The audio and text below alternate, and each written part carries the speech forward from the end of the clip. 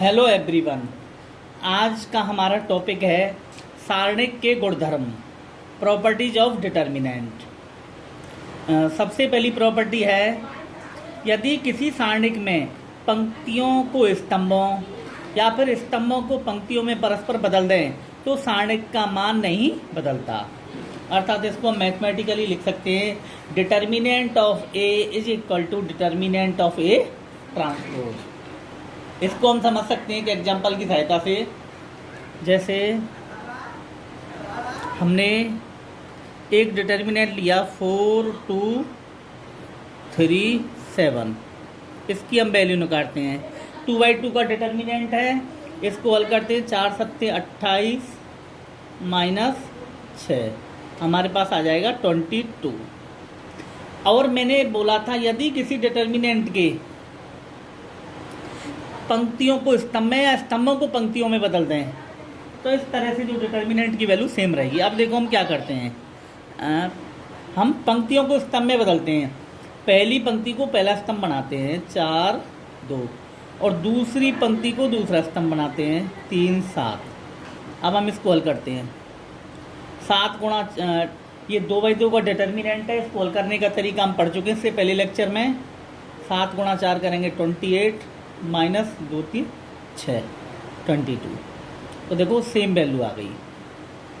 तो हमारा पहला गुणधर्म यही बात कह रहा है कि किसी सारणिक में पंक्तियों को स्तंभ में बदल दो, चाहे एक ही बात होगी, स्तंभों को पंक्तियों में बदल दो, और इस तरह से जो हम डिटर्मिनेंट की वैल्यू निकालेंगे कोई भी चेंज नहीं आएगा। ये हमारी पहली प्रॉपर्टी है। सेकंड प्रॉपर्टी पढ़ते हैं हम। सेकंड प्रॉपर्टी है, यदि किसी सारणिक की दो आसन्न स्तंभों या पंक्तियों को परस्पर विनिमय का मतलब बदल लिया जाए, पहली पंक्ति की जगह पे दूसरी, दूसरी की जगह पे पहली किया जाए, तो सारणिक का संख्यात्मक मान तो वही रहता है परंतु चिन्ह बदल जाता है। इसको हम मैथमेटिकली ऐसे लिख सकते हैं कि determinant of A is equal to, यहाँ पे A1 A2 A3 हम ऐसे बोल सकते हैं, फर्स्ट रो है, सेकंड रो है, थर्ड रो है, या फिर डिटर्मिनेंट का पहला कॉलम, दूसरा कॉलम, तीसरा कॉलम। कॉलम का मतलब स्तंभ, रो का मतलब पंक्ति, है ना। ये हो गया। अब देखो पहले चिन्ह प्लस के साथ है, माइनस हो जाएगा यदि हम A1 की जगह पे A2 और A2 की जगह पे A1, देखो हमने ये कर दिया तो माइनस के साथ आ जाएगा। या फिर अब के A2 और A3 को बदल दो तो ये चिन्ह बदल जाएगा। इसको मैं एक एग्जांपल की हेल्प से आपको समझाता हूँ। इस प्रॉपर्टी को मैं एक बार पढ़ के और बता देता हूँ। किसी सारणिक की दो आसन्न पंक्ति या स्तंभों को परस्पर बदलने से, आसन्न का मतलब होता है नजदीक वाली पंक्ति या स्तंभों को परस्पर बदला जाए तो सारणिक के संख्यात्मक मान में कोई परिवर्तन नहीं आता, केवल चिन्ह में परिवर्तन आता है। जैसे हम इसको एक एग्जांपल ये लेते हैं, 7 3 4 8, चलो 6 ले लो। हम इसकी वैल्यू निकालते हैं। तो देखो सबसे पहले मुख्य विकर्ण के अवयवों का गुणा करेंगे, 42 माइनस का चिन्ह, इसके अलावा दूसरे विकर्ण 12 करेंगे 30 आ जाएगा। प्रॉपर्टी में मैंने बोला था यदि किसी मैट्रिक्स की आसन्न पंक्ति या स्तंभ, आसन्न पंक्ति की बात करते हैं, देखो ये तो पहली पंक्ति है, इसको हम R1 बोलेंगे, ये दूसरी पंक्ति है R2। तो देखो पहली की आसन्न पंक्ति दूसरी हो सकती है, दूसरी की आसन्न पहली हो सकती है। यदि ये 3/3 का होता तो पहली की आसन्न पंक्ति तीसरी ना होती, बिल्कुल उसके पड़ोस वाली पंक्ति ही आसन्न पंक्ति कहलाएगी। अब हमने पढ़ा था तीसरे गुणधर्म में, यदि उसकी आसन्न पंक्तियों को परस्पर विनिमय कर दिया जाए, आपस में बदल दें, तो उसकी संख्यात्मक वैल्यू तो वही रहेगी, जैसे 30 का 30 मान आएगा, बस चिन्ह बदल जाएगा, ये प्लस है तो माइनस आएगा। करते हैं प्रैक्टिकली करके। पहली पंक्ति की जगह पे हम दूसरी पंक्ति रखते हैं और दूसरी की जगह पे पहली, करो 4 तिया 12 माइनस 42 माइनस के 30। यही देखो पहले 30 आ रहा था, अब के -30, तो संख्यात्मक मान तो वही 30 रहा, बट साइन चेंज हो गया। यही नियम 3/3 के डिटर्मिनेंट में लागू होगा, और यही नियम पंक्तियों की अपेक्षा में स्तंभ में लागू कर सकते हैं। आसन पंक्ति, आसन स्तंभों का मतलब हमें ध्यान रखना है पास वाली पंक्ति या पास वाले स्तंभ। नेक्स्ट प्रॉपर्टी है हमारी थर्ड प्रॉपर्टी। किसी सारणिक के कोई दो पंक्ति या दो स्तंभ सर्वसम हो तो सारणिक का मान 0 या 0 आता है। इसको हम ऐसे लिख सकते हैं, डिटर्मिनेंट ऑफ A1 A3, मतलब दूसरी जो पंक्ति या स्तंभ है वो पहली पंक्ति के समान है, सेम। या फिर अपन कह सकते हैं 0 आ रहा है, डिटर्मिनेंट ऑफ A2 A3, दूसरी और तीसरी पंक्ति या स्तंभ बराबर हैं, तो इस तरीके डिटर्मिनेंट की वैल्यू 0 आएगी। इसको मैं आपको समझाता हूँ एग्जाम्पल की हेल्प से। जैसे 3/3 का लेते हैं, 1 2 3 7 0 5 1 2 3। तो देखो ये डिटर्मिनेंट है, इसकी पहली और तीसरी पंक्ति बराबर हैं। तो अभी हमने पढ़ा था यदि किसी सारणिक की कोई भी दो पंक्ति आपस में बराबर हो जाएं तो उसकी वैल्यू 0 आएगी। अब आप इसको प्रसार विधि से करके देख लेना, 0 ही आएगी। ऐसे ही कोई भी दो स्तंभ बराबर हो जाएं, जैसे मैं लिख देता हूँ 7 12 23 0 6 9 7 12 23। अब के पहला और तीसरा स्तंभ बराबर है, तो आप इसको प्रसार विधि से करके देख लेना, इसका मान 0 हमें प्राप्त होगा। ये हमारी थर्ड प्रॉपर्टी कहती है। थर्ड प्रॉपर्टी एक बार मैं दोबारा पढ़ देता हूँ। किसी सारणिक के कोई दो पंक्ति या कोई दो स्तंभ सर्वसम का मतलब समान हो तो सारणिक का मान 0 आता है। नेक्स्ट प्रॉपर्टी है हमारी चौथी, fourth property, K of determinant of A is equal to determinant of K A1 A2 A3 etcetera. इसको मैं आपको बोल के बता देता हूँ। देखो मैट्रिक्स और डिटर्मिनेंट में यहाँ पे एक अंतर है। यदि हम किसी अदिश राशि या संख्या का किसी डिटर्मिनेंट में गुणा करते हैं तो उस संख्या का उस डिटर्मिनेंट की किसी भी एक पंक्ति जहाँ में तुम्हारा मन करे या किसी भी एक स्तंभ में होता है। अब देखो K का गुणा हम इस डिटर्मिनेंट में कर रहे हैं, तो हम इस K का गुणा पहली पंक्ति में कर लिया। अब हम इसको सॉल्व करें चाहे इसको सॉल्व करें, समान वैल्यू आएगी। या फिर अपन ऐसे कह सकते हैं पहली पंक्ति की जगह हम दूसरी पंक्ति में भी K का गुणा कर सकते हैं। A11 A12 हमने दूसरी पंक्ति में K का गुणा कर दिया। ऐसे ही यहाँ पे अपन किसी भी एक कॉलम या एक पंक्ति में गुणा करते हैं। तो यहाँ पे कहने का मतलब ये है, यदि हम किसी भी अदिश राशि या संख्या का किसी डिटर्मिनेंट में गुणा करते हैं तो मैट्रिक्स में तो क्या होता है, मैट्रिक्स के प्रत्येक अवयव में गुणा होता है, बट डिटर्मिनेंट में प्रत्येक अवयव की बजाय किसी भी एक पंक्ति जिसमें तुम्हारी इच्छा करे चाहे किसी भी एक स्तंभ में गुणा होता है। अपनी सुविधा के अनुसार आप किसी भी पंक्ति या स्तंभ एक को चुन सकते हो, चाहे पहली पंक्ति चुन लो, चाहे पहला स्तंभ चुन लो, दूसरी पंक्ति, तीसरी पंक्ति, जो तुम्हारा मन करे उसको हम चुन सकते हैं। ये थी हमारी चौथी प्रॉपर्टी। फिफ्थ प्रॉपर्टी,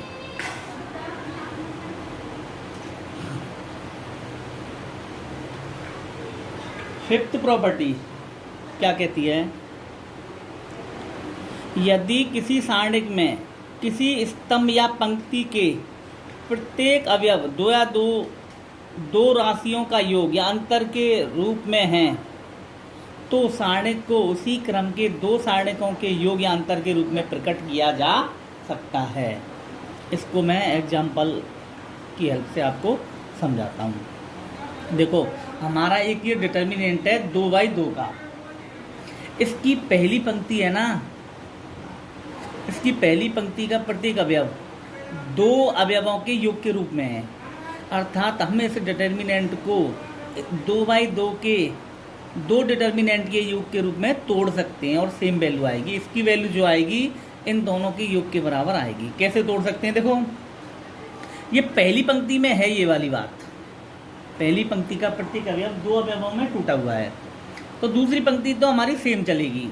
तो देखो, सबसे पहले पहली पंक्ति का पहला अवयव लिखो और इसका भी पहला अवयव लिखो, तो A11 A12। दूसरी पंक्ति में नो चेंज प्लस अब के दूसरे अवयव लिखो K और L, और दूसरी पंक्ति नो चेंज। इस तरह से यदि हम करेंगे तो सेम वैल्यू प्राप्त होगी। यही नियम हमारा स्तंभों के लिए है। समझते हैं अपन। जैसे पहले स्तंभ, इसको हम C1 बोल सकते हैं, कॉलम फर्स्ट का प्रत्येक अवयव दो अवयवों के योग के रूप में लिखा हुआ है।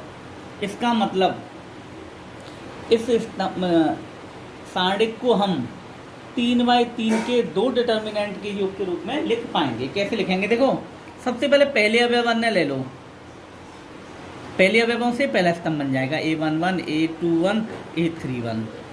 इसको हम नेक्स्ट में लेंगे। केवल कॉलम फर्स्ट के ही अवयव दो भाग में टूटे हुए हैं,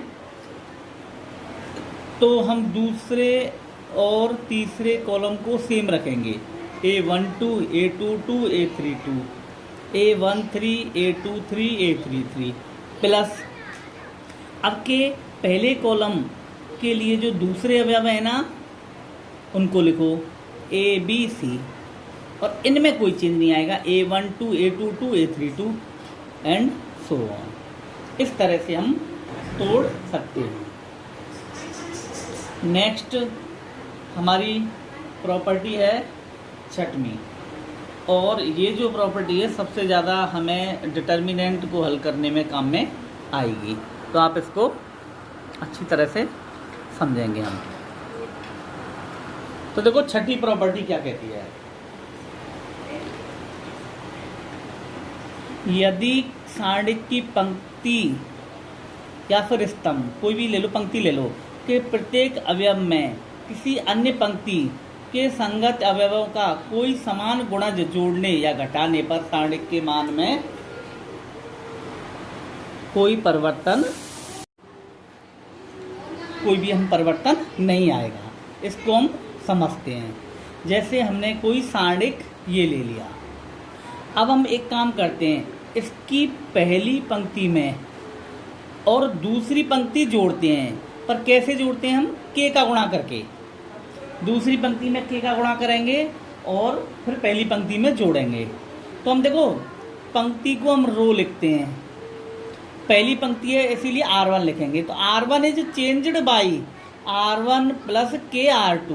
मतलब R1 को हम इस तरह से परिवर्तित करेंगे कि R1 plus K R2, R1 में जोड़ेंगे R2 पर R2 में K का गुणा करके। तो देखो, R2 ये है, इसमें K का गुणा करेंगे इसके प्रत्येक अवयव में, K A21 हो जाएगा, K A22 हो जाएगा, फिर हम इसमें जोड़ेंगे।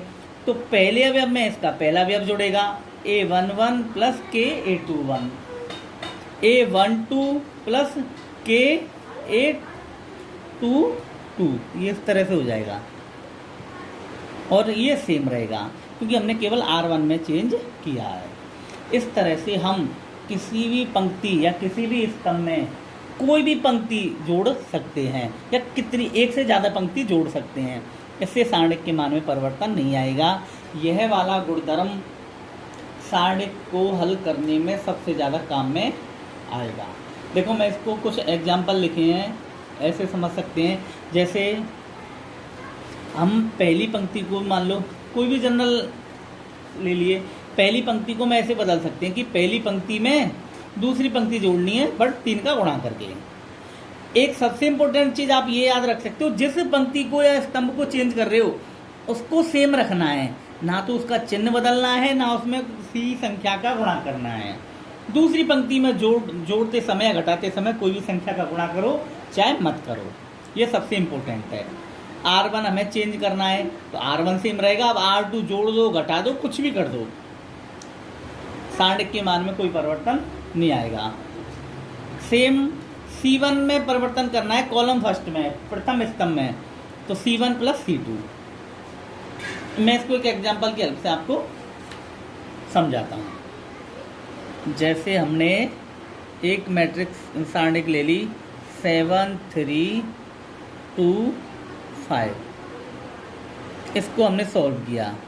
मुख्य विकर्ण के अवयवों का गुणा आया 35 माइनस शेष अवयवों का गुणा आया 6, तो ये आ जाएगा 29 वैल्यू। अब मैंने देखो क्या बताया था, यदि किसी पंक्ति में, ये तो हो गई हमारी R1 पहली पंक्ति, ये हो गई R2। अब हम एक काम करते हैं, पहली पंक्ति में दूसरी पंक्ति जोड़ते हैं। R1 is changed by R1 plus R2। फिर देखते हैं सारणिक का मान अपना 29 या 29 ही आएगा क्या। देखो पहली पंक्ति में तो 7 में जुड़ जाएगा 2 9 हो जाएगा, 3 में 5 जुड़ जाएगा 8 हो जाएगा, और दूसरी पंक्ति हमारी सेम रहेगी। करो 9 इंटू 5 45, 8 इंटू 2 16, सॉल्व करेंगे 35, ये 29 ही आएगा। इस तरह से हम चेक कर सकते हैं। चलो मैं और करता हूँ, C1 हो गया, C2 हो गया। हम एक काम करते हैं, C2 को चेंज करते हैं। C2 इज चेंज्ड बाई, तो देखो C2 में चेंज करना है तो इधर C2 तो सेम रहेगा। अब आप C1 जोड़ दो, घटा दो, किसी भी संख्या का गुणा करके, चलो हम 2 का गुणा करके जोड़ते हैं। तो देखो तो C1 हमारा C2 में चेंज है, C1 सेम रहेगा, कॉलम फर्स्ट सेम रहेगा। C2 को चेंज करो, C2 में जोड़ना है C1 2 का गुणा करके। तो देखो 2 का गुणा करो, 2 सत्ते 14 और 3 17, 2 दूनी 4 और 5 9, करो 7 का गुणा 9 से करेंगे 63 माइनस 30, ये हो जाएगा 7 नाम 63, ये 17 दूनी 34। इसको हम हल करेंगे 29 ही आएगा, क्योंकि 13 में से 4 घटाएंगे 9, 5 में से 3 2, देखो सेम आंसर आएगा। अब ये हमें प्रॉपर्टी किसी भी डिटर्मिनेंट को हल करने में काम में ली जा सकती है। तो नेक्स्ट हम जो भी टॉपिक पढ़ेंगे उसमें ये प्रॉपर्टी की हेल्प से डिटर्मिनेंट को हल करना पढ़ेंगे। Thank you.